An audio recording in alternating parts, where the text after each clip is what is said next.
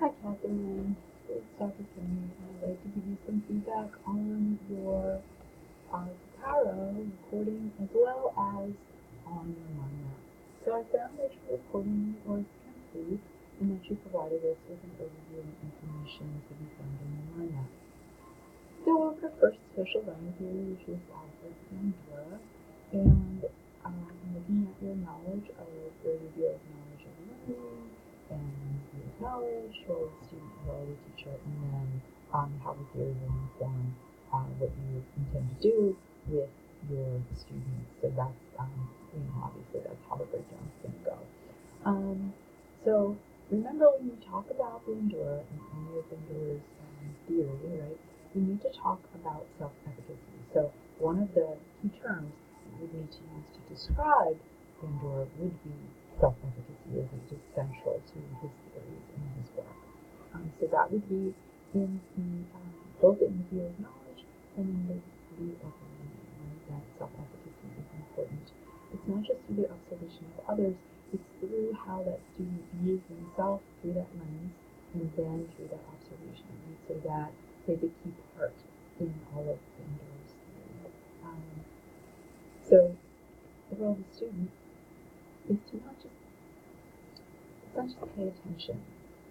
It's to focus, right, on the learning that's taking place, and then to not just model, but to actually take in that thing that's taking place and to be able to retain it. So to kind of build that as part of themselves, as part of this teaching. So observation definitely is a part of it. Then we go into modes of learning. As a theorist, and the theorist, right?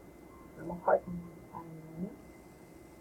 An expert and beginner both complete the task, right, or demonstrate their knowledge, right, of what's going on, right? And there's obviously a difference between their performance, right?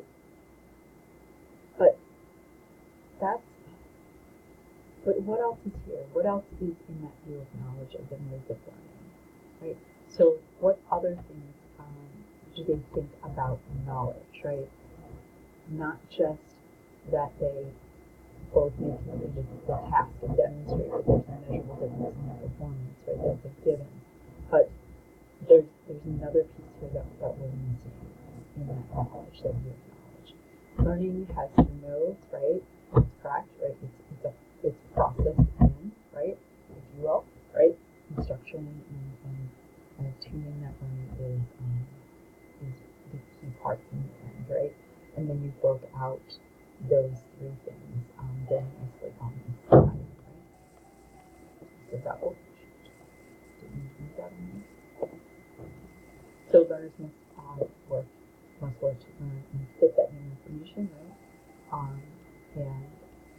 And because you're talking about learners, right, they have to be open to changes, right, to fine tune their practice, right, to again tune that practice in the end. And that's all learners, right? That's whether you're a novice learner or you're an expert, right? And then find that your theories and how to precept it if you're going in the right direction there. Andragogy, right, is Malcolm Knowles is our theorist, right? And adult learners, yes, learn differently from children, right? That's the view of learning, right? Not the view of knowledge. Adult learners are motivated internally to obtain new knowledge. That's correct, right? So the view of knowledge here is about prior knowledge, right? This would go down here, right? And the view of learning here, or the view of knowledge here, would be that new knowledge needs to be built on other knowledge that they have, right? They're motivated internally. Motivation goes to learning, but experience of prior knowledge, right, plays a significant role, right, in the learning experiences, right, in the experiences that the people already had, right? So the view of knowledge is that knowledge is something that's built on out of need and built on prior knowledge, right? So you got a little confused here. The role of the students is the students need to know their base knowledge and to be ready to build on that prior knowledge, and of course self-motivation is part of that. You do have to provide a variety of experiences, but your role as a facilitator in the environment is to identify that prior knowledge of your students and then provide experiences that are meaningful to those learners so that they can extend their knowledge, right? So kind of taking a glimpse at what your students are coming in knowing and then providing them a variety of information sources so that they can kind of pick and choose to extend their learning, right? Continue their learning for something new. Then we go over here to experimental learning, and that's Carl Rogers. Remember, Carl Rogers is one of our humanists, right, of our theories, right?